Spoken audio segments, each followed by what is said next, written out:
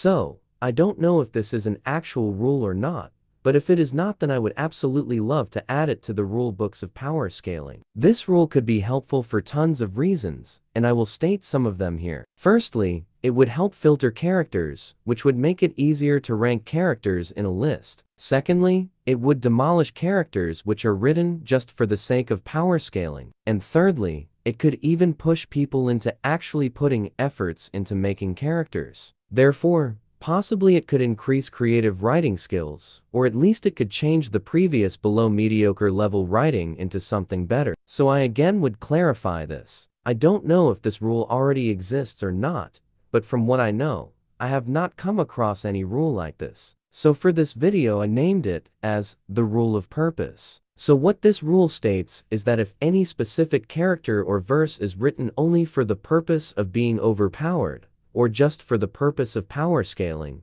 then that specific character or verse would be not considered for power scaling at all. A character or verse must at least have a sensible story and purpose for being written, except for power scaling purposes. This rule would essentially filter out tons of characters like those characters from fandom wiki pages and some other overpowered verses with no other focus than that. And OCs, which already fall under a fallacy, would get a second rejection from being scaled with this rule. So that's another plus factor, as it would completely get rid of those goofy ass looking stickman shaped characters. And those characters which are basically Google images with some adjustments and filters made just for the sake of power scaling. Any character or verse which is not consistent with this rule will not be considered for power scaling once and for all. This rule possibly has no drawbacks to it as well, so it should be safe to implement it into the rulebook.